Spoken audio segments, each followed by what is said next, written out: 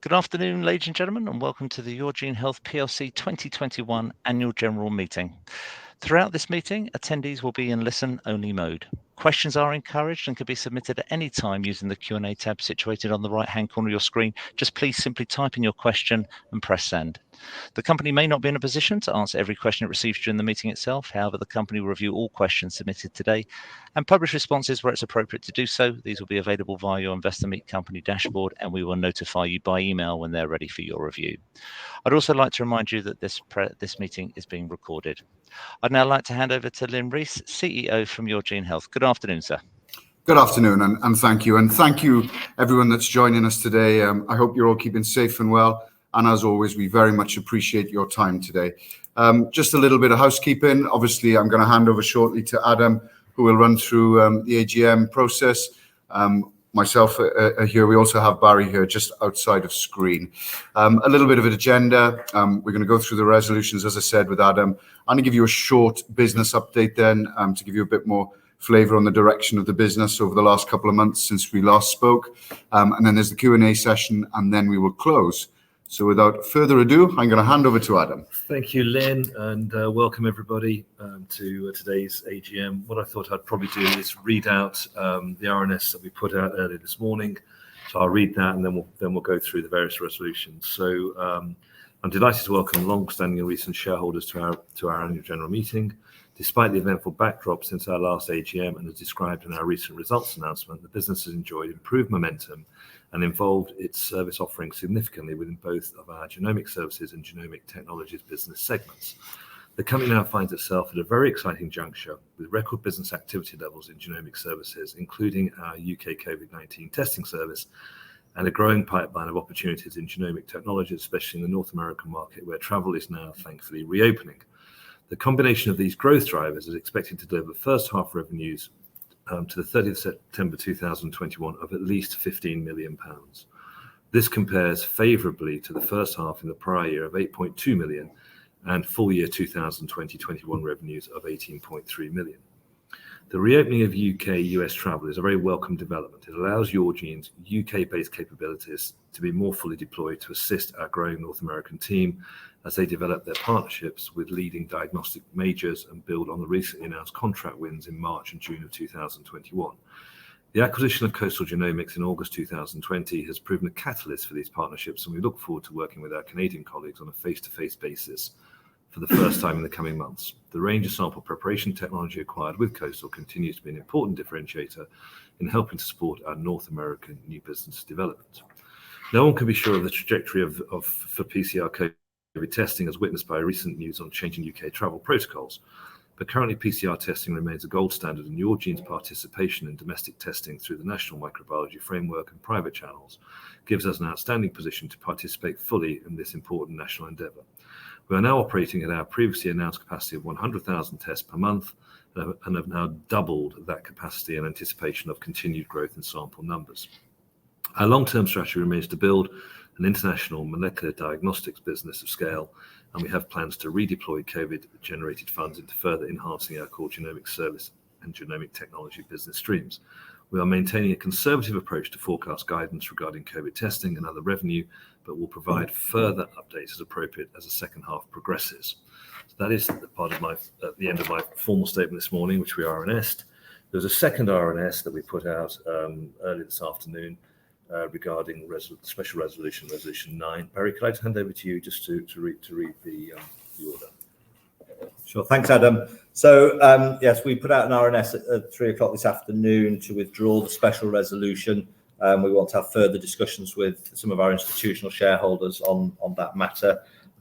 So in order to make that a formal withdrawal, we need to have a vote within the room just to confirm that that's acceptable to withdraw that resolution.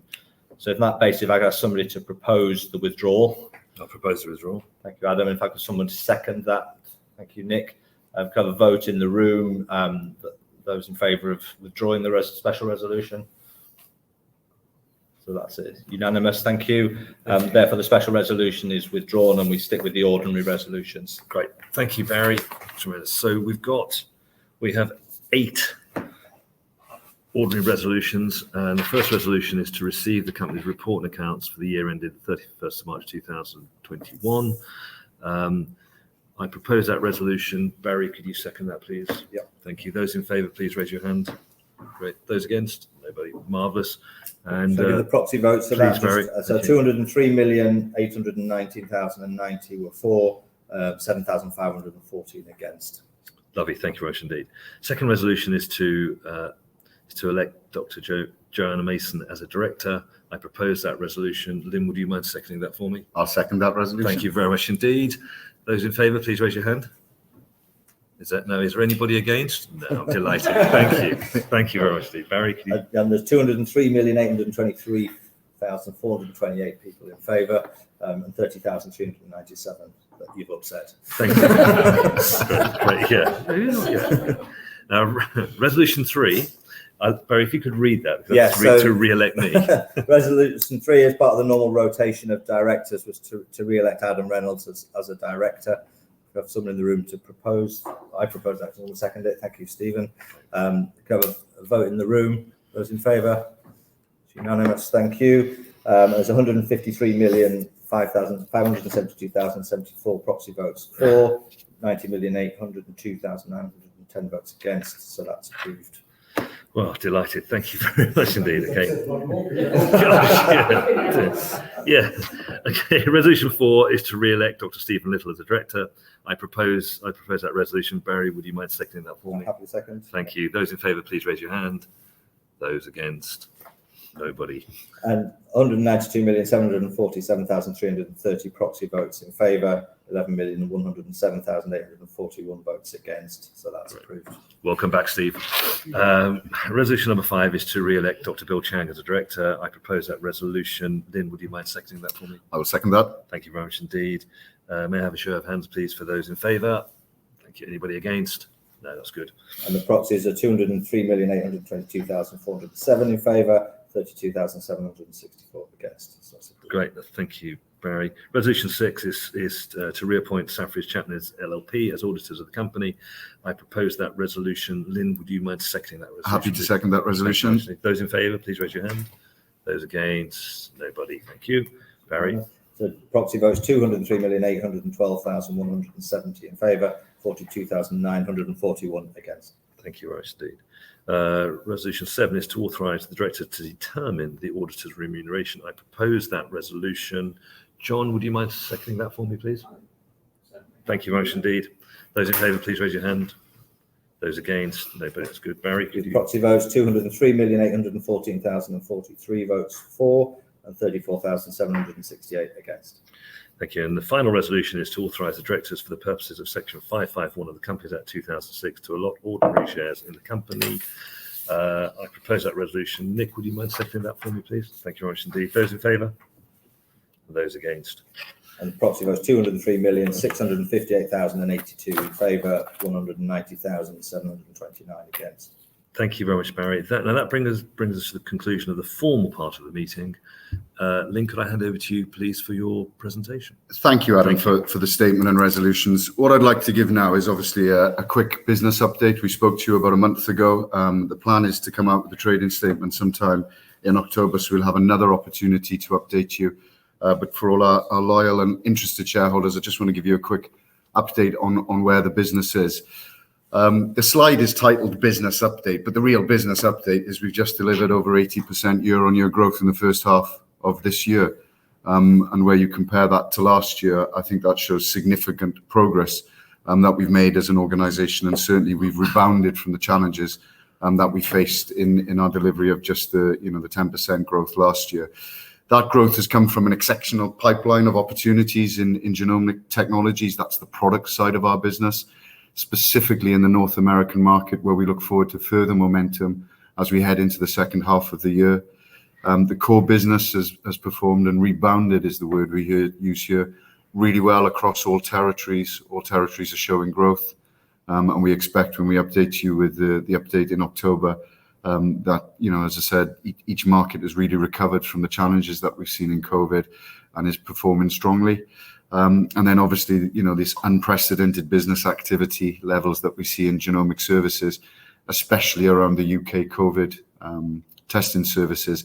Again, a bit more flavour and a bit more of an update as we head through the presentation. But I guess the combination of these factors has allowed the business to grow its first half revenues. We will be in excess of 15 million. So where we sit now, we know that 15 million is banked, but there's probably going to be a little bit more than that. And when you compare that to the prior year of 8.2 million and a full year of 18.3 million, I think it's quite clear to see the direction of travel that this business is in at the moment. I'm very, very confident after a strategic review that the roadmap that we have in place is firmly established. We are absolutely on track with that plan. And as we look forward, into the next sort of 24 months, our long-term strategy remains to build an international global molecular business, something that we're already doing, a business that has scale, and we will accelerate that scale and that growth by redeploying any revenues that we get from COVID into our core genomic service and genomic technology parts of our business. So just to dive into a little bit more detail, and I'm going to focus a little bit on Yourgene Health in Canada. So this is obviously the Coastal Genomics business that we bought. That's the light bench product that we now routinely sell into the market.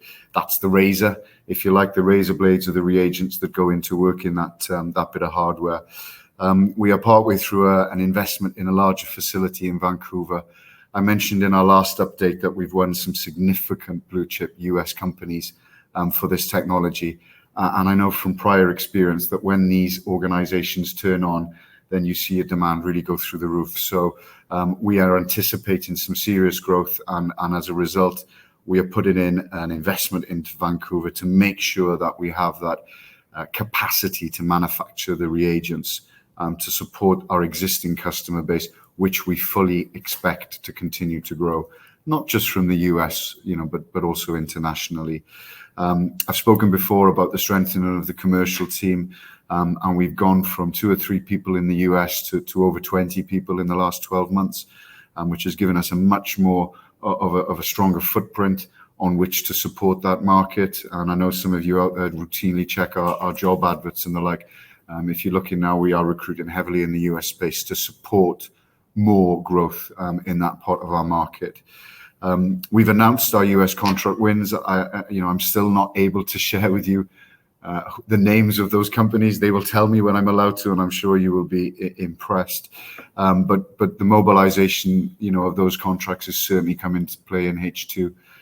We've got one of our NIPT products coming live, and we've got 2 of the other companies as well starting to use the light bench outside of NIPT. So giving us real great product diversification in the marketplace.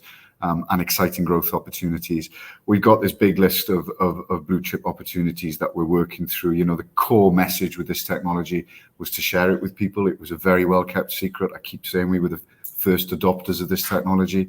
So now that we've shared it, we've been in trade shows, we've got all our distributors and sales organization talking about it. That pipeline continues to build and build. As a result of that, the first and the second equity earnouts have been achieved and supported and signed off by Barry. And I guess that's a fantastic achievement for the acquisition, because it's hitting its investment thesis at that point. So we couldn't be asking for more. So exciting times ahead in North America. And personally, as Adam mentioned earlier, with the travel ban opening up, myself and the senior leadership team are looking forward to getting out there, meeting our new colleagues in Vancouver in the US who we haven't seen for 12 months, and planning a trip out in November. Just to carry on with the investment theme, we've spoken a little bit about the work that Bill Chang and his team are doing over in Taiwan. The image you see on the left of the screen here is our new facility. It's a much more improved facility with a higher spec level of equipment. The laboratory is much better spec from a regulatory perspective, and it's situated in an area which is much easier to get to from our customer perspective, and probably more important, our employees' perspective. I'm delighted to announce that the historic private clinical research customer that we told you we lost last year because of COVID, we didn't lose them. They switched off as they focused all their efforts onto COVID. That has restarted with a brand new program for oncology screening, focusing specifically on leukemia and myeloid testing. So delighted to see the return to form of that specific customer. We've also sold our first Iona NX into Singapore. which is a region that traditionally had not seen that Ioneer platform, but because we are platform agnostic, something I've spoken about many times in these presentations, we had a customer that specifically wanted to work on the Illumina platform in Singapore, and we've delivered that. We've got approval for Ioneer now through the TGA registration in Australia, and our APAC head of sales, Rob Henke, is based in that region, so we expect some really strong growth coming there. And we've just got restructured and re-energized routes to market. We've recruited a fantastic new business person who starts with us. She starts, I think, in 2 months' time, based in Singapore, and some new guys that are going to be based in Taiwan as well, with a specific emphasis on growing the research side of the business and trying to get into China, which is something you always take your time doing with the right products and the right mixes. And that avenue has certainly been closed off as a result of COVID in the last 2 years. So looking to re-energize our commercial efforts in that area, and we're already seeing that coming through in the results that APAC is delivering in the first half of the year. In terms of COVID-19 update, I guess this is the hot topic that you're all discussing on the chat rooms and what have you. So I'll give you a bit of an update on where we are. We are currently operating at 100,000 tests per month. If I remember, we've gone iteratively from 1,000 a month to 10,000 to 20,000. And I'm looking at Hayden Jeffries, who you can't see in this room, who has done an amazing job building this very comprehensive service. And not only do we have the ability to deliver 100,000 tests per month now, but we have the capacity in place to double that. And we are executing that plan now as we expect demand for the service to grow. We have won the DHSC surge contract, which I must point out is a non-travel related contract. So a lot of the samples that we processed over the summer were from the travel sector. And obviously with recent government announcements that things could change there. I use the word could because it's not really that clear to me, and anyone that thinks they're going to get a lateral flow test and get through customs, please realize you also have to be taking that lateral flow test live in front of a healthcare professional. So it's not going to cost £10 and it's not going to take 5 minutes. So I think there's still a little bit of room to play out in that market. But we've won the first surge contract. That started in mid-September. We've doubled the capacity to facilitate that. I think we probably spent September getting through the initial teething problems of making sure that we can manage the live samples, making sure that our systems communicate effectively with the DHSC systems. And I'm looking forward, as October comes, to maximising the potential service that we can provide this local region as a result of that contract. Again, I point out that this is the first of what I will hope will be many contract wins. This is a 3-year framework. And the fact that we've announced the first one, I think, is great news, but we are active in multiple lots within that framework. So I would expect that contract will continue to give us accretive business at Yourgene for the next 3 years. In addition to that, we've seen record numbers of private PCR testing. I've talked you through our supply routes before. We're in the high street, we're at airports, we're on airlines, we're in large institutions, large employers. And despite the proposed government change, we haven't seen any reduction in the demand for this service since the announcement. We expected it to reduce as mums and dads put the kids back to school and less focus on summer holidays, but we're not seeing that reduction. And we expect to see consistent volumes through to the end of October. From November, the texting mix will change. But obviously, as I said, we've got the DHSC contract, which will come in and support that. So I will take time out in October. We're going to spend some time out in the city in London. We want to meet institutional investors, so we will give an update around then on our trading and again give you a bit more flavour. But the PCR testing and the investment that we made is certainly delivering for us. And in addition to that, we've got Clarigene now, which is our PCR product that we launched last year. That's now a £1 million plus product. And I don't want to dwell on that too much, but that's the second consecutive year that we've launched a brand new product that has reached £1 million worth of revenue. So if you remember, last year it was DPYD. This year it's Clarigene. So again, Joe Mason, who's also in the room, but you can't see, a fantastic job in terms of the new products and services that we're getting into the marketplace. And I look forward to seeing more from your team, in the coming years. So we've invested in this platform. We're reaping the rewards from that platform now. But, as I pointed out in previous presentations, that platform will be used to generate additional revenue if and when COVID stops. because we're getting in with the government, we're getting into areas we hadn't been before, customers that we work in, and showing incredible response times, incredible efficacy in the way that we turn around these tests. I expected this to become a business revenue stream for us and a growth driver well into the future and well past COVID. Just looking at genomic services as a whole, which houses our COVID business, this brings together our UK and Taiwan laboratories. We've broadened the clinical and the research services that we offer. We've launched Iona Care, which is our own NIPT laboratory offering, where we've seen a 20% increase year on year on the number of NIPT samples that we process through our own lab, partly because we've got better partners, newer partners, but also because we've added additional clinical menu. So we're constantly updating our NIPT product and service that we supply the market. And it would be great in the future to see more of these Yourgene labs, grow up across the world. We've launched GenoScore, which is an Alzheimer's test. So we're starting to run more than, just NIPT in our labs. We run COVID, we run Alzheimer's. Who knows what the future will be. Hopefully oncology screening, maybe to help reduce the burden of oncology testing that's in the UK market right now. But we are constantly looking at the opportunities and with our partners to see what additional services we can bring in. We've got strengthening pharma partnerships.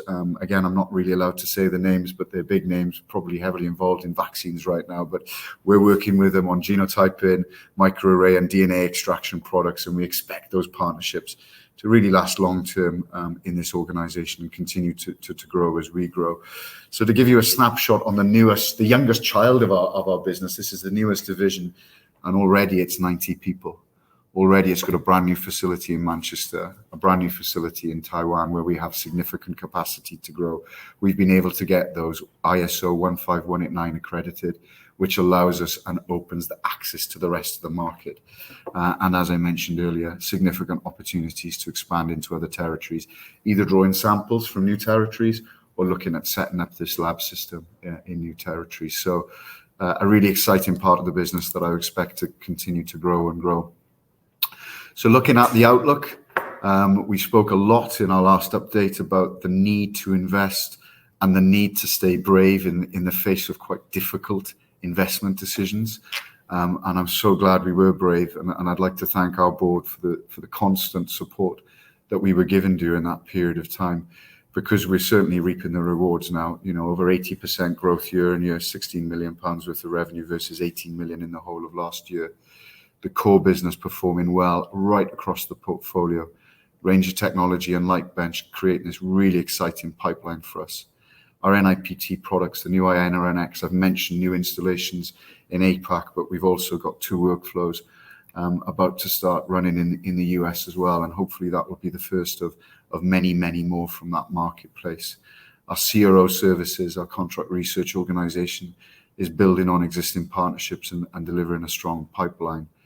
We've invested in our facilities and our talent right the way across the world. We've really brought a lot of new people into our organization in the last 12 months and have made great effort to make sure they're bedded in and feel part of our organization at a time when a lot of organizations have struggled to achieve that.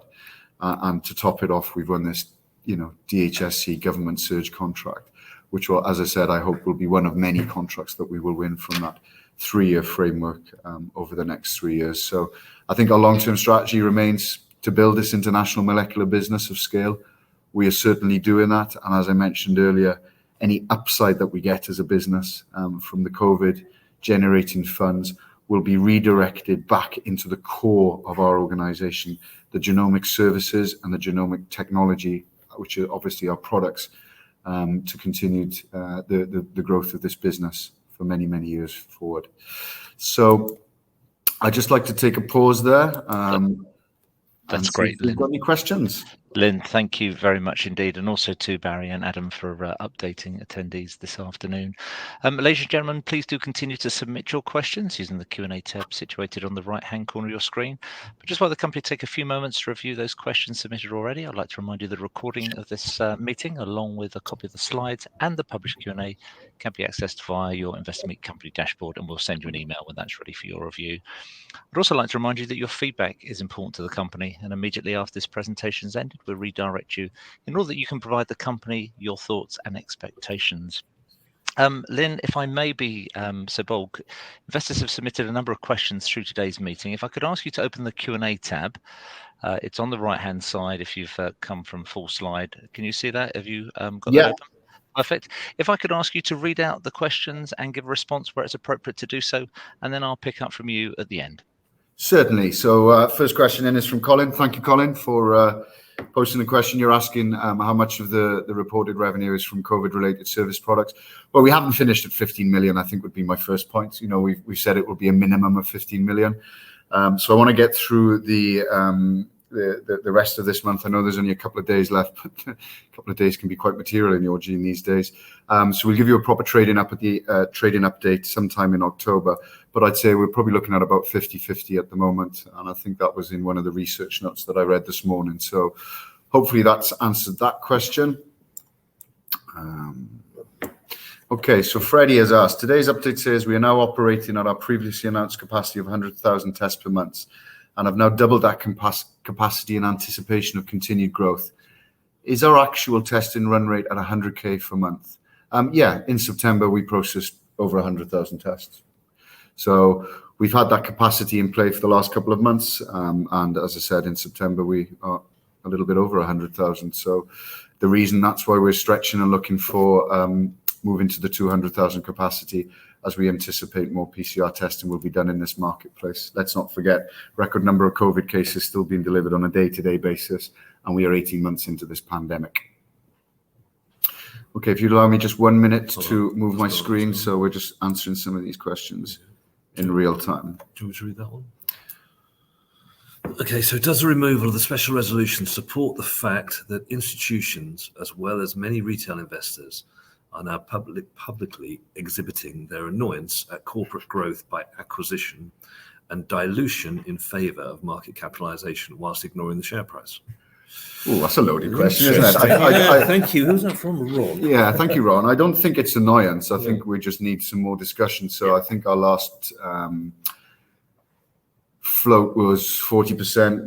We reduced that to 20% now, and we thought that would be enough. I think the institutions have responded that they'd like to have a bit more conversation around that. I don't think anyone is annoyed at the M&A growth that we've done. If you look at the products and services and the markets and the access to the customers that we brought to Yourgene as part of that acquisition. So I think it's more about setting appropriate limit for the organisation as opposed to sharing any annoyance. And we certainly don't ignore the share price, Ron. We're all shareholders, so we wouldn't do that. Okay, A Gollum has asked, it's such a fantastic futuristic business, but why is this not reflected in the share prices? I don't know. I think if I did know, maybe I'd be doing a different job. I think also, now it's Barry. I think it's probably fair to say. I think last year we thought we were probably going to do better than we did, and I think that whenever a company has a sort of profits downgrade, it does take a little bit of time for market. It takes probably 12 months. 18 months for market sentiment and to pick up again, and I think that that's why we are we've had a very good run so far since the start of the financial year. We'll report back in next month, and we'll build the business as we go through. Yeah, we were certainly put on the naughty step, I think. We were, and I think we've got to prove that we're not like that, and that we'll continue to build up credibility as we move forward. Yeah, and I think when the mantra is very much deliver at the moment, and I think when we look at the numbers that we've just presented today, I don't really need to say anything further about that. I made the statement that our first quarter was excellent. Our second quarter was planning to be even better. We feel that way about the third quarter right now. So I look forward to updating you more in October. It is a market that turns and moves a lot, but I think given our diversification through the acquisitions that we've done, the products that we bought, the markets that we now serve, we're a lot more robust to be able to deal with that. We've got capacity in each part of our organization that can continue to grow. And the headline growth number of a minimum 80%, year on year, I think may have been a bit lost by the market today. And who knows, maybe this presentation may open their eyes a little bit to that. So let's hope so. Lynn, I think you have addressed every question that's come through on this platform in terms of the Q&A for the AGM. I didn't know whether or not you needed to hand back to the room if there are any questions before we close, obviously, the session online ahead of doing so. No, I think all the questions have been asked and dealt with. So I think we're ready to close out now. Thank you. Really appreciate that. Thank you very much indeed. I know feedback's important, and we'll shortly redirect investors to give you their thoughts and expectations. But Lynn, perhaps before doing so, I could just ask you for a few closing comments just to really wrap up. Yeah, I will absolutely do that. But one more question has popped in, and as you know, shareholders, I like to answer as many questions as we can. Martin has asked, can you expand on progress Yourgene is making in NIPT market share growth in the US? Is there more emphasis now on other profit streams like Lightbench? Absolutely not. Our key focus is NIPT in the US. I don't know how well this has resonated, but we have secured 2 very large US NIPT customers, one that we're hoping to go live in H2, and one that we will be installing in H2. And when those names are made public, you'll understand why we've been very excited about those. So the commercial team that we've invested in has been invested in specifically around our NIPT product range. Lightbench is a door opener for that. So as you know, we use Lightbench in our own NIPT work stream. So I'm not going to give that away to my competition, but I will allow it to be used by our customers. And yeah, Martin, it's a key focus. And when I look at the growth that we expect to achieve in the US over the next 3 years, it's driven by NIPT. So I guess what I'll finish with is a bit of an elevator pitch on Yourgene. You know, where are we today? We've got a lot of growth. We've got, as I said, 80% year-on-year growth. We will deliver a minimum of 15 million versus a total year end result of 18 million last year. We've made some acquisitions in the last couple of years that have given us a very diversified range of products and services. We see our core markets returning to form. I'm sure there's going to be some more challenges with COVID as we've woken up and none of us can buy petrol this week. You know, these things will come at us and hit us out of the blue, but we're in a very good position to manage those. I think given the diversification we've got in the organization, we've brought a lot of fresh talent into the organization. We're really excited about the third quarter, and I look forward to updating you in the October trading update. So as always, shareholders, thank you for your support and your loyalty to Yourgene. Thank you for your time today, and look forward to communicating again in a month or so's time. That's great. Lynn, Barry, Adam, thank you so much for updating investors today. Could I please ask attendees now not to close this session, as we'll redirect you automatically for the opportunity to provide your feedback in order that the management team can really better understand your views and expectations. This will only take a few moments to complete, but I'm sure will be greatly valued by the company. On behalf of the management team of Yourgene Health Plc, would like to thank you for attending today's annual general meeting. That now concludes the meeting, and thank you and good afternoon to you all.